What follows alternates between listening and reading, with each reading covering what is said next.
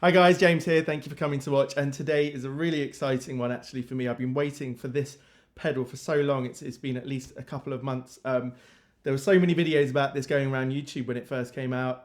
Basically, it sold out, so I ordered the pre-order back then. And hopefully people still want to see content about it. I think you probably do now that us sort of normal folks have got a hold of them. We want to see how good these things are considering they're so expensive. And of course, I'm talking about here the Chase Bliss Audio Automatone, Automaton, or as that pedal show calls it, and I like to now call it the Tomato Tone, which is easier to say. But really, this is the most stylish, a good-looking pedal that I've come across probably in that sort of, I'd say in that sort of Scandi furniture sort of way. You know, it just looks really stunning. Looks like very high quality sort of bits and pieces on here, but I would say considering the price, I've already decided this probably would never come out to play it out anywhere live, but maybe, who knows, maybe. One question I had was, can it take place of all the rest of the gain pedals on your board?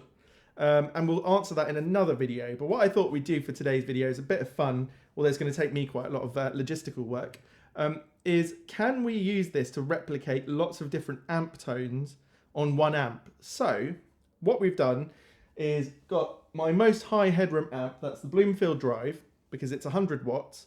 It's a great pedal platform if you just want to use it like that instead of using it for its own character, which is obviously awesome. And I'm going to basically then use that to try and replicate the Classic Reverb Signature, followed by the Suhr Hombre. Then we'll go for the Fender Custom 64 Princeton Reverb Blackface. Then we'll go for the Fender Custom 68 Silverface Vibrolux. Then we'll go for the Vox AC15, and we'll finish with the Marshall JTM 45. I think this is absolutely fascinating. It's not only going to give me a chance to get more acquainted with some of these amps that, frankly, since I've got these two Rocks a little while ago, I barely used any of my other amps. So I want to get reacquainted with them. And it will also get me a chance to get to know this pedal really well. It's quite complicated. And as I make my pedal board over the next little while, there's no doubt this is going to be on there for at least for studio use, recording use, home use, and then maybe for live use. You know, if it's that fantastic that I can't leave it off the board, I'll just have to be very careful with it. So we're going to start, as I said, with the 2-Rock and go through in sort of the order that I just said. I'm not going to show you how I tweak with everything through every amp. I'm going to leave that just for the Marshall. In fact, at this point, I've already recorded and tweaked with and done the one for the Classic Reverb Signature. And I have to say, not to give it away too much, it does a pretty good job of that. But I haven't tried at all to use this to get the Suhr Hombre sound or any of the others. Now, the way I'm doing this is using an ABY pedal. So essentially, I can flick back and forth myself in the sort of experiment and test to see how close I can get. One thing I'd say already, having done the first amp, is you're not going to get the absolute character of that amp. It's almost impossible. Now, as it happened with these two amps, I could have probably got a lot closer had I set the Bloomfield Drive up to do that by using its own boost switches and EQ switches and things. But I didn't. I didn't want to cheat. So I've left it in its most bland form. That is EQ 1 out of the 2 EQs. No boost switches on. Everything set at 12. Nothing particularly happening. It's very quiet. But you'll hear that this pedal can push it so beautifully because there's such high headroom. I mean, the amp itself is just, you know, made for this sort of test, really. So yeah, let's get straight into it. As I said, I'm not going to show you how I got to the final point of any of these, apart from with the Marshall at the end. That would be such a long video. So I'm going to be going away in between each little test onto the next amp, spending half an hour tweaking myself, showing you what the end result is. And then we'll have a little chat at the end about what I think of the pedal. And as I said, on the next video about this pedal, probably in a few weeks, we'll be comparing it to other pedals, which I think is even more fascinating and useful for everyone. But this is a bit of fun. Hopefully you'll enjoy it. And at this point, if you wouldn't mind helping me out, hit that like button down below. As you know, if you're watching this channel, I'm actively trying to grow the channel. I'm putting a lot of effort in.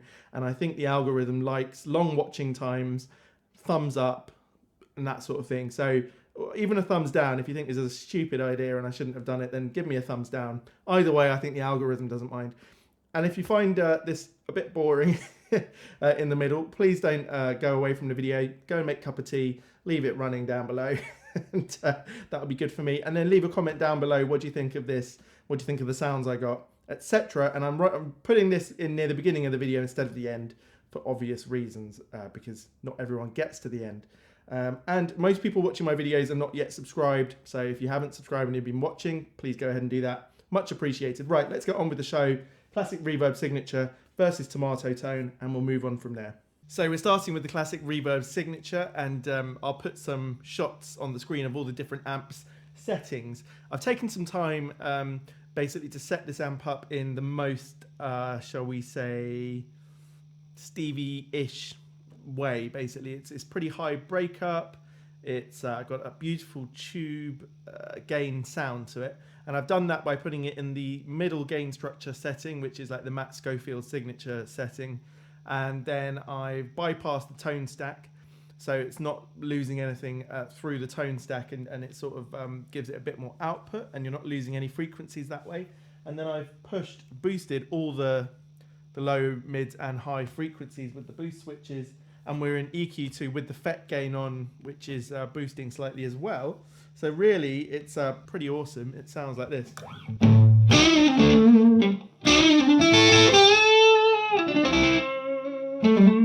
So you can see, you know, it's got the bright switch in and everything. So it's really full frequencied. And then if I go over to the Bloomfield Drive, this is without the pedal being on. So it really sounds like nothing.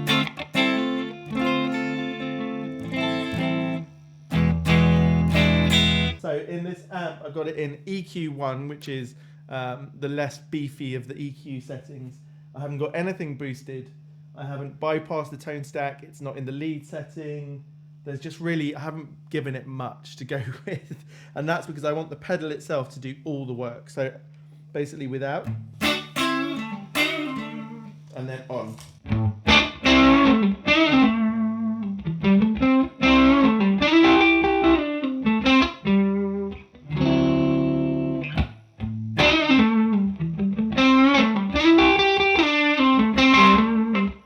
So if we go back to the classic reverb.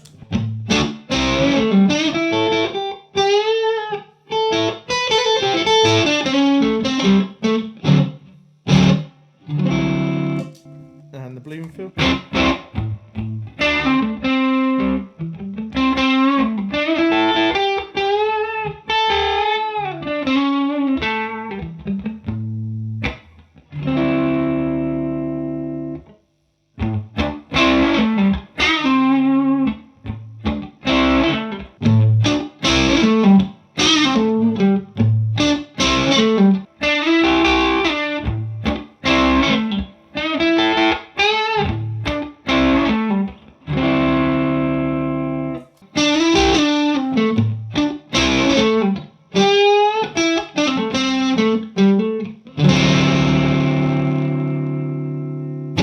So I actually think that it's done a really good job here. Now, you're never going to get exactly the same tone. It's just not possible, really. But obviously, these being two rock amps, two speaker cabinets with the same speakers in, you're going to get pretty close. And I think the pedal here has done a fantastic job. Basically, to make it push like that amp, I pushed the volume and the gain up pretty high. That's why I've started with this amp in such a sort of low gain setting. And then I played around for so long, I wasn't sure really what the mids were doing in this amp. Even though I boosted them, I didn't know if they were really pushed or what. You know, we sort of casually say things on YouTube like, oh, it's got push mids or it's scooped or whatever. But when you actually come to analyze it, you know, you've really got to think about it yourself. So it took me about 20, maybe 25 minutes to get this to the right parameters. I played with so many different settings to get it here. And as you'll see on screen, it ended up being that the treble is very slightly higher than the mids and the bass.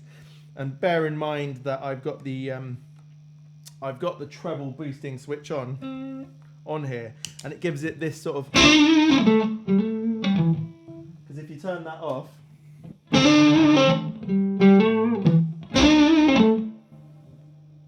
on, that's what's giving it that hard edge. Now to try and recreate that, without having a treble boosting switch on was quite hard. So just allowing the treble to be slightly higher than the rest of the EQ settings.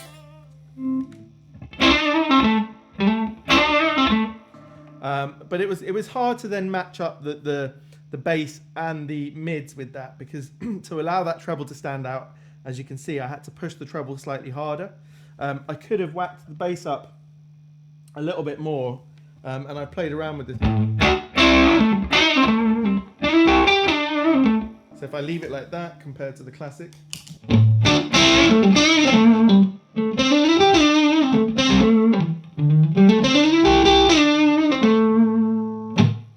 But really,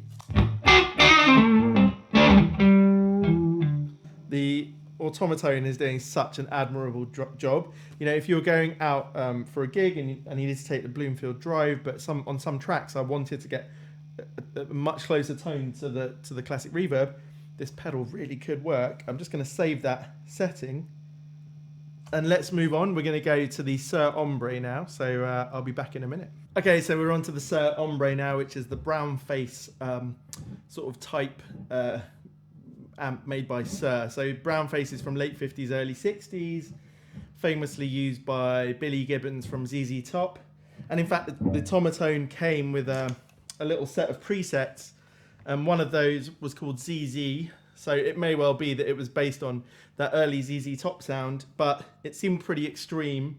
You had the mids down to nothing and the treble and bass basically on full, volume on full, but gain on nothing. So I started with that, but then I played around to try and tweak it. So this is the sound of the Suhr Hombre by itself.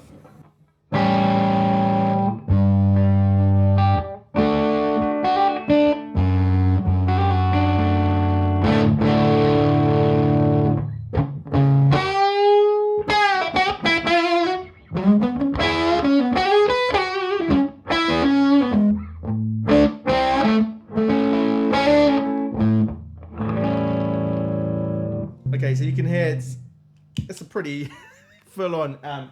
It's great. It's so punchy. I'm attenuating it very slightly using the aux box, and it's down here on the floor where you can't see it. But as before, I shall take a video of the setup. So this is just the Bloomfield with nothing. And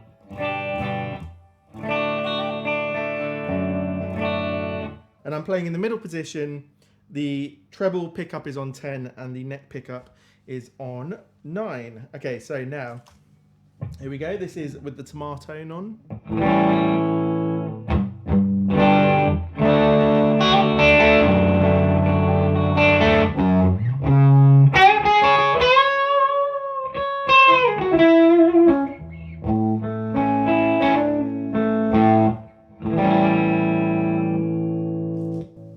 Back to the actual amp.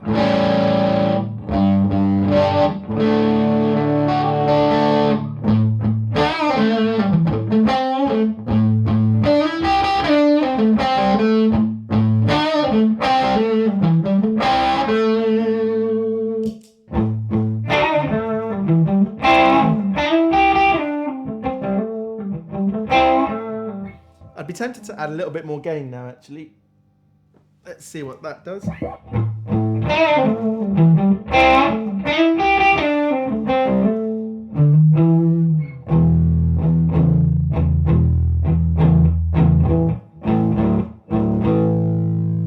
And it only takes a second to save a preset on here, which is great. And then we'll go back over. Now I'll just do a little side by side. So this is the Suhr.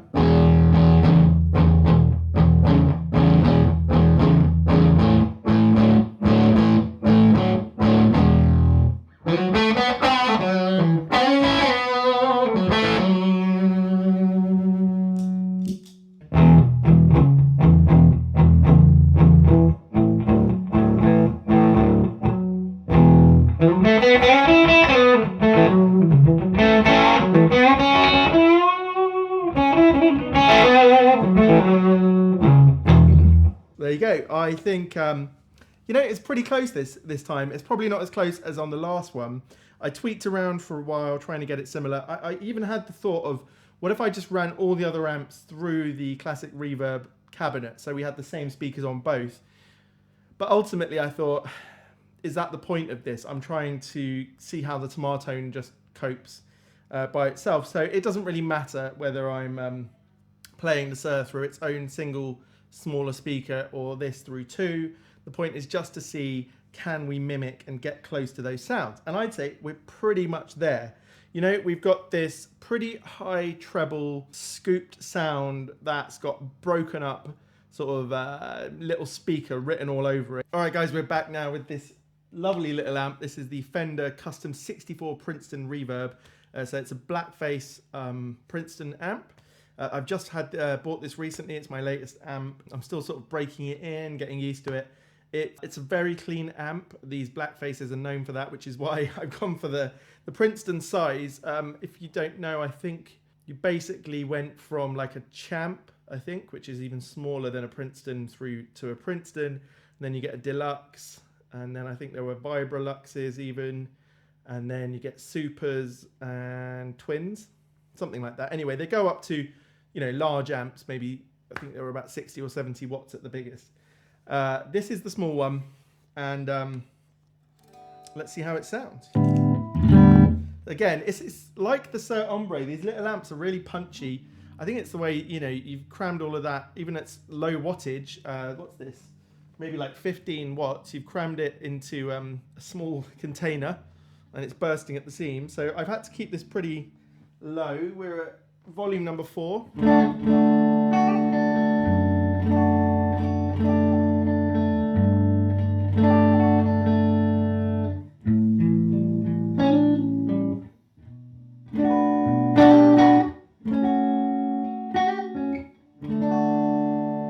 So I've really gone on a pretty neutral setting. I thought that would be interesting. So now this is the Automatone. Now, again, the presets came with something called Fat Black Panel. So I think that's probably related to the blackface amp. Again, I've tweaked from there, so I'll show you that.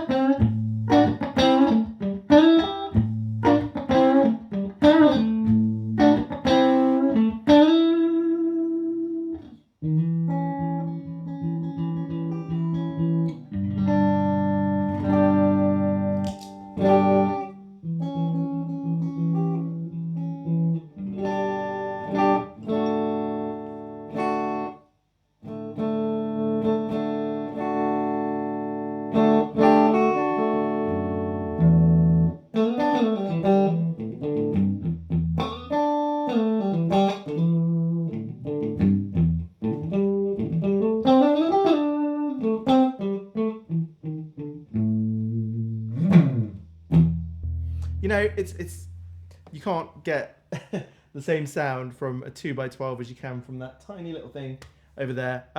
There's a sort of focus and punch that comes from such a small cabinet. So I'm really listening out for the frequencies, and I've been toying around with the trebles and the bass. Basically the mids you keep pretty low. This is a scoop.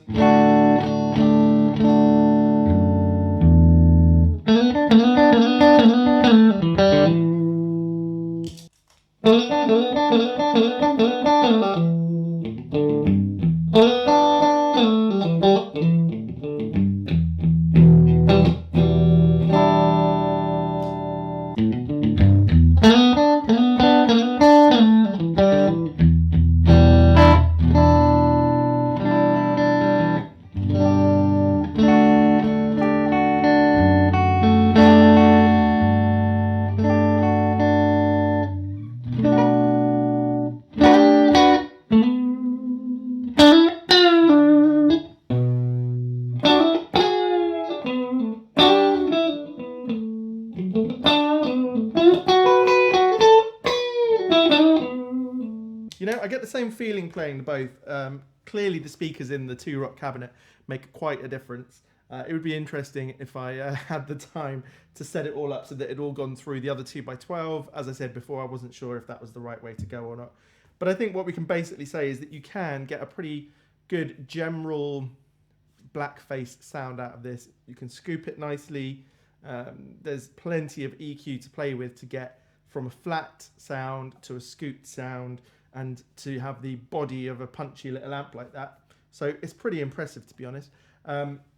And moving on with that, we'll go now for the Vibrolux, which I haven't played for a while, but this should be really interesting because this has got slightly silkier tone than the black face, but it breaks up more quickly. I'll see what I can do about breaking it up, and I think that should be what we should do with the Vibrolux. Get it to broken up, and then get the Tomatone to broken up as well. Back in a moment. Well, a moment for you. It'll be about 45 minutes for me. See you in a sec.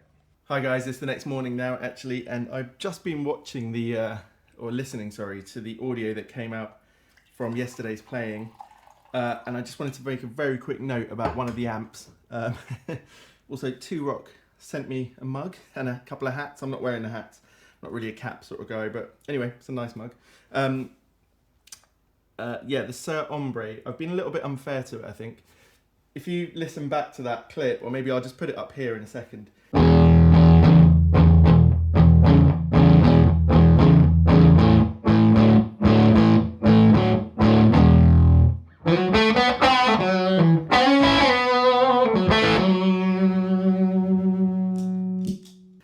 You get this really low end woofiness and odd sort of whirring noise in the low end, and it's been really bugging me, and I've mentioned it a couple of times when I've been using the amp, but it's actually been completely my fault, and so I need to reassess this amp completely. Basically, it's just as simple as this amp being down on the carpet in this room has caused it to make that noise. I guess something in the pine cabinet, some specific frequency, whatever it is, has been making it make this funny noise. So if I lift it up onto something hard, a couple of foot off the ground at least, you don't get that noise anymore.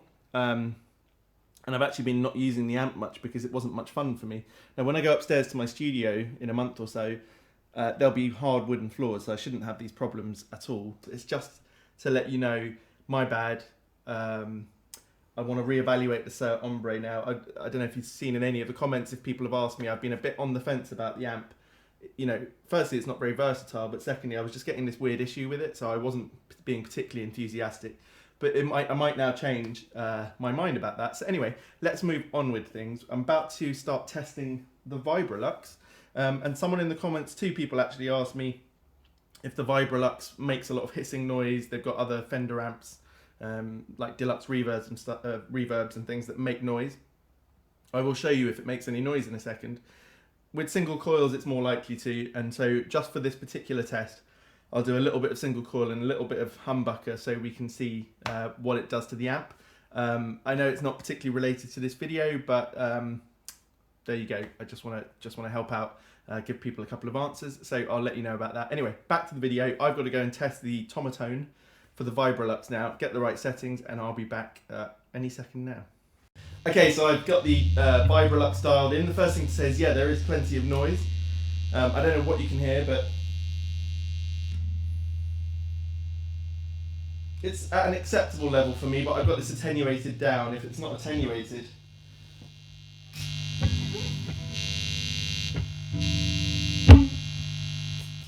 quite a lot of noise. Anyway, if I pick up the Les Paul in a minute, I'll show you if it makes any noise. But besides that, it sounds really good. I haven't been playing the Vibrolux much since I got the Tone Kings, the 2 Rocks. In fact, I haven't been playing much of anything else at all.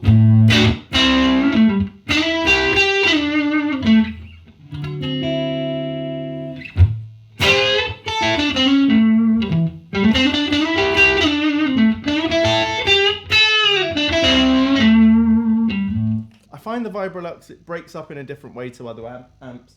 And you know, it's got 2 speakers in there as well, so that's quite cool. So getting the Tomatone to do that was quite interesting. In this case, I turned the gain up and lowered the volume a bit, and I've given it a bit of a scoop, but not as much as on the Princeton. It's got a very silky tone, the Vibrolux, and I felt like the mids needed to come up a little bit. So if we go over to the 2 Rock. which sounds like this otherwise. And now with the tomato tone.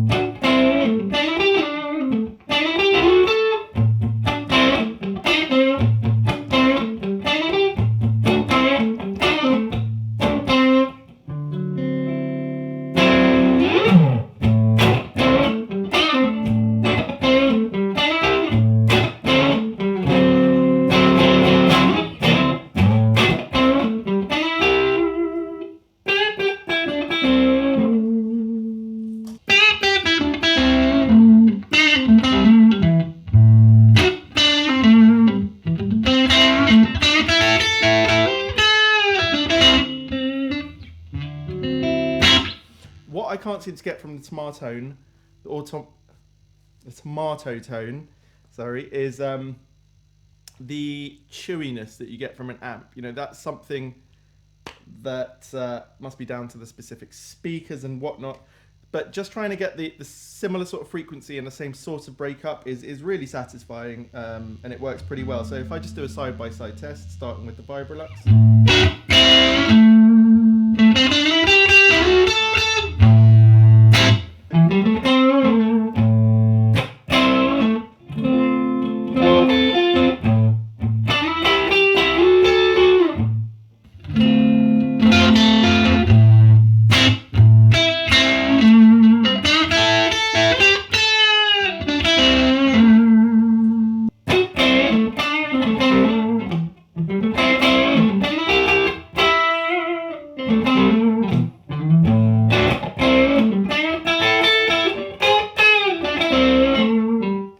I'm reasonably happy with that. Probably it's not quite as good of a comparison as a couple of the other ones we've done, but I promised that I would get the Les Paul out, so let's do that.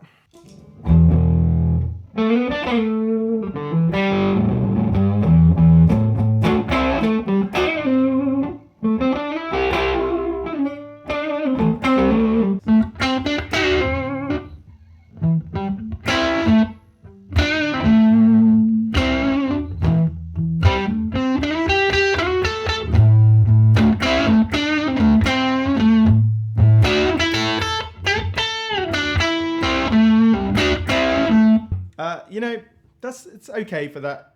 I'd rather use the Vibrolux to be honest. Sounds really good, better than I remembered, in fact. So that's pretty cool. Okay, we've got 2 more amps to go. The Vox, again, I'm gonna do this off camera, and then when it comes to the Marshall, I'm going to do that with the tomato, and I'm gonna figure out how to get a camera to look at that while I do it and things like that. And bear in mind, it's really early in the morning. Okay, so we're back with the Vox now, and yeah, actually, this has been a really interesting thing for me to go back to the Vox, because that's the first amp I bought this year when I got back into guitar. I went to Anderton's. I thought I'd end up with a Fender or a Marshall.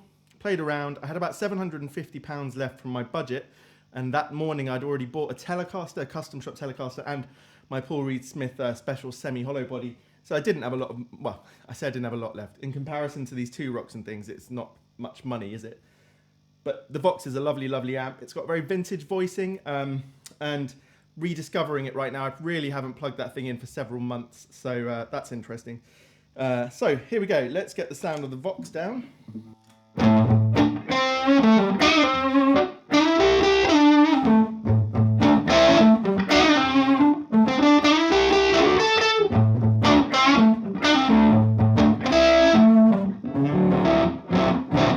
Okay, over to the Tomatone, and without being turned on, the amp sounds like, so you can hear how much work the Tomatone's about to do.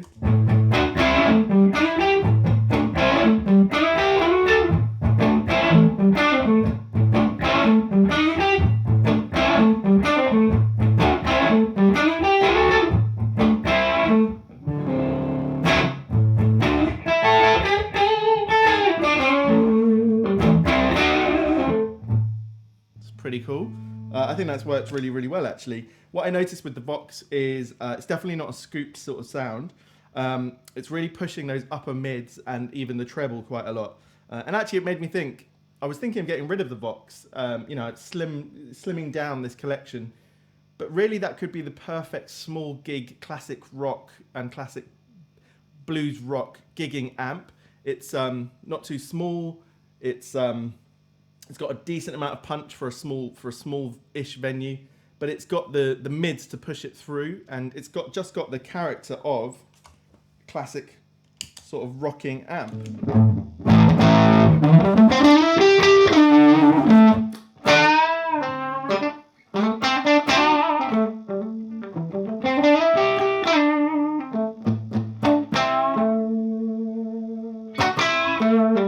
And if we play that through the Tomatone.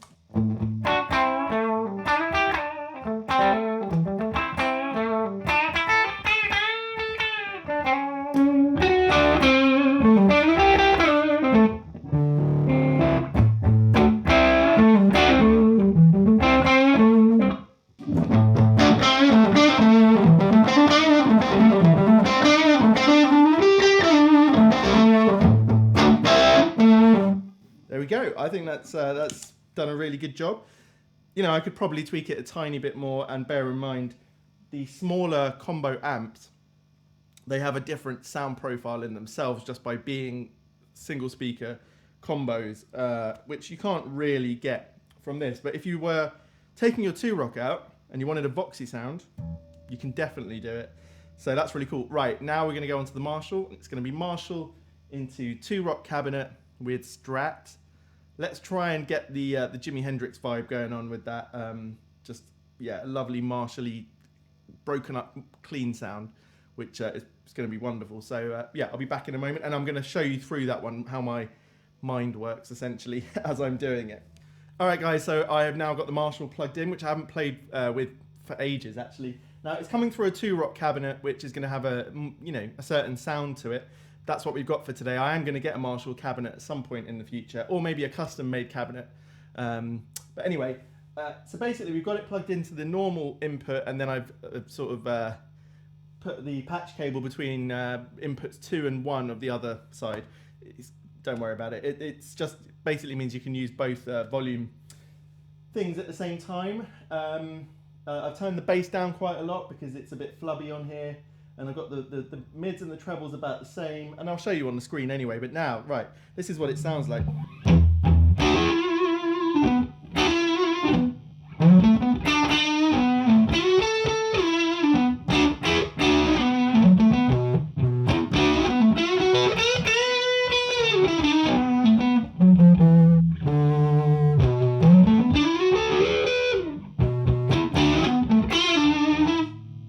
It's not quite Hendrix, is it? Yeah, maybe I've pushed the volumes a bit too far. We're getting a lot of, I don't know. Let's leave it at that. It's not as Hendrixy as I'd like it to be, but rather than playing around with that for too long, this is what this Marshall sounds like at these settings. So let's go for it. Now, clearly there's a lot of gain, right? So we're going to push. So clearly there's a lot of gain. So we're going to push the gain up quite far. Now, let's keep the bass reasonably low because that's what I've done on the amp. And then we'll just start by pushing the treble and mids quite a lot. So this is the Bloomfield without anything.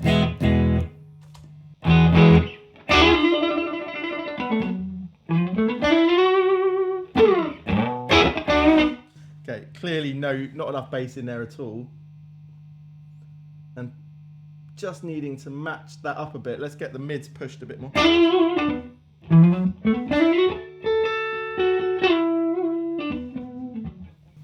Gonna get the gain up even a bit more. Bringing that treble down.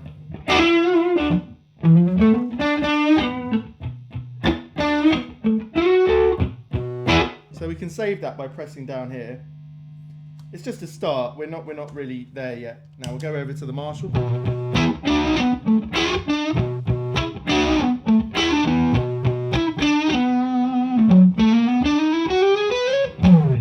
So I sort of just play random things to get an idea of the frequencies involved.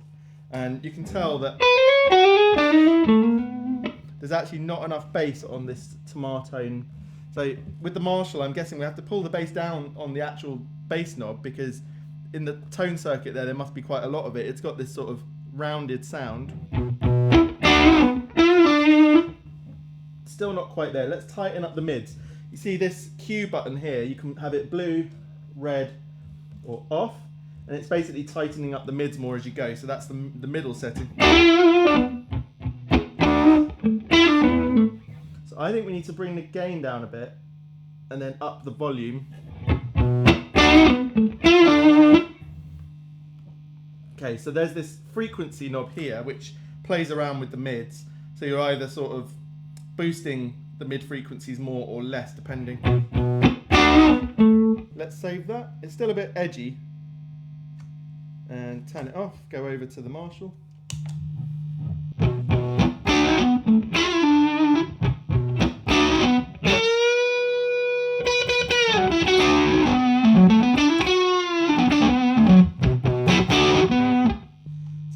Flat sound actually coming out of there. I'm going to bring the volume down a bit.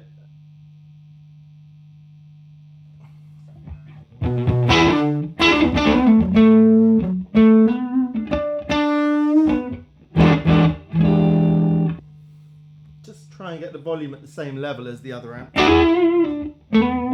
Definitely getting closer. Excuse my socks. And this is the Marshall.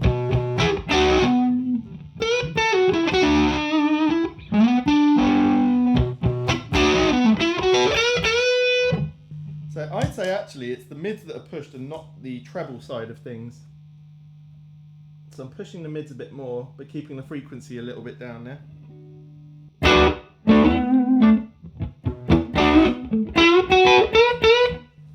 whack the gain up, see what happens.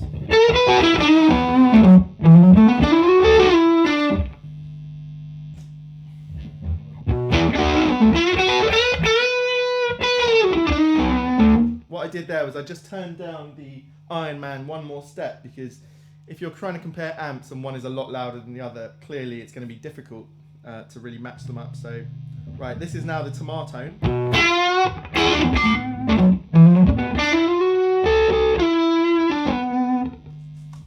And the Marshall.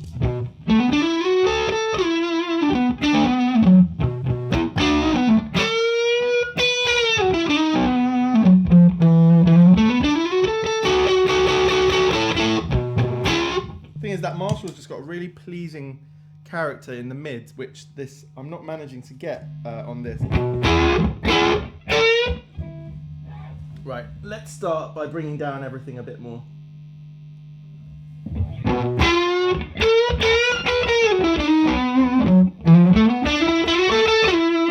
let's tighten up the mids even more.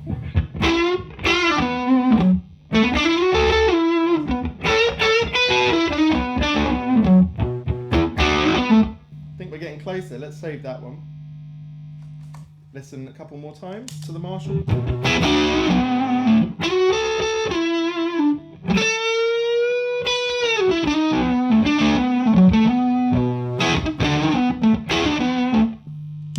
Sounds great. We're much closer now. I need to bring this amp down even more. Let's try that.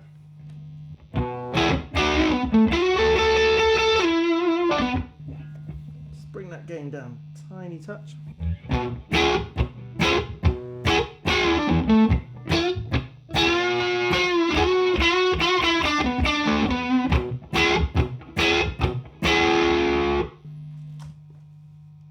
With the Marshall.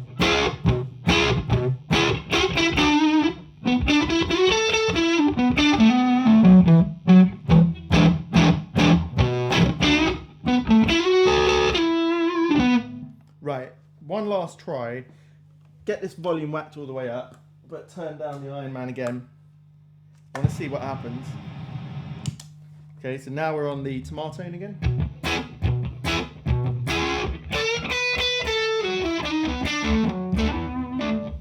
Bring it up a tiny bit.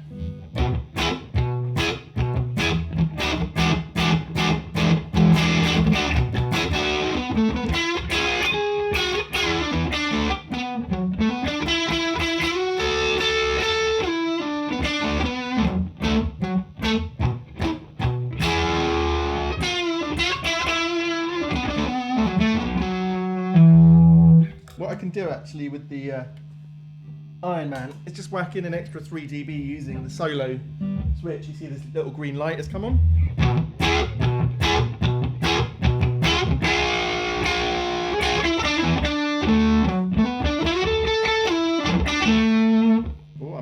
with that now. Let's save that.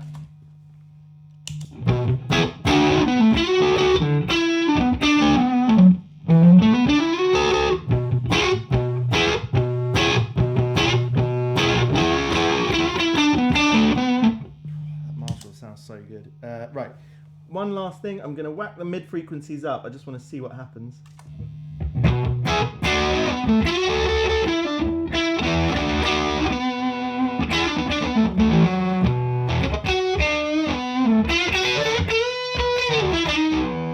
Okay, I think that's as close as we're going to get.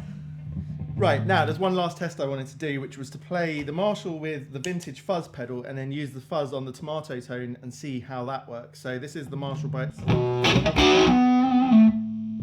Now we're just having a bit of fuzz. Whack that fuzz up.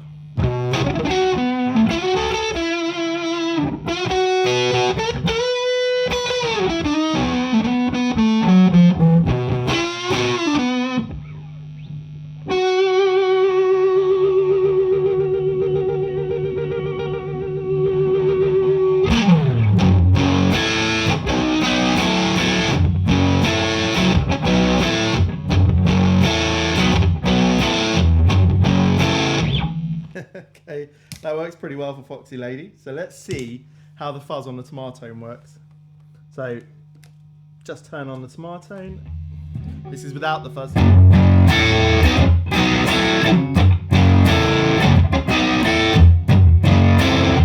And then fuzz on.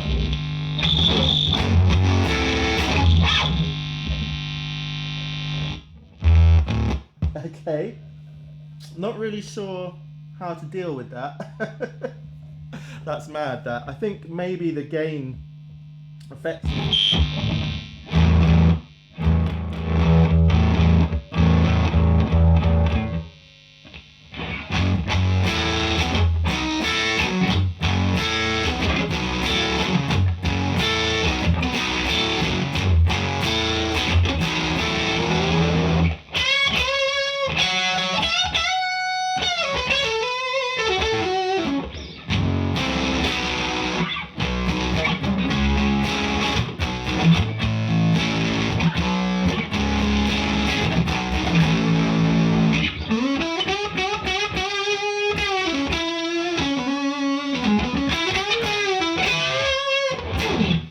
That is so much fun. That Tomatone is great. Let's turn the fuzz off a bit.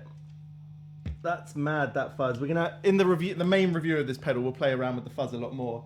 But really, I think the Tomatone has done such a great job of recreating all these different amps, from the 2 Rock Classic Reverb Signature through to the Suhr Hombre. You know, we've had a Princeton, we've had a Vibrolux, a Vox, and now Marshall. It's an absolutely splendid thing to have on the board. You know, this wasn't about can I replace all my amps with a Tomatone. It's about how much variety does this pedal give for its high price tag, £750. You know, how much is it worth having? What qualities does it have? And really, it's got a huge frequency range. It's really easy to use. I literally opened up the manual. I'm not good at reading manuals. Scanned it incredibly quickly. It's already like scrumbled? It's already like scrunched into a bundle in the corner. You know, I'll try and read it again. There's quite a few features here that I don't know about and that will work well with my gig rig G3 thing when that turns up. So anyway, I hope this has been interesting and useful. We're going to do a couple more videos about this pedal. It's got so much about it. One where I compare it to pedals, and one where I just go through the functions and show you the tones and everything, which should be really, really cool. But yeah, I think we've just got to hear the Marshall itself with that fuzz.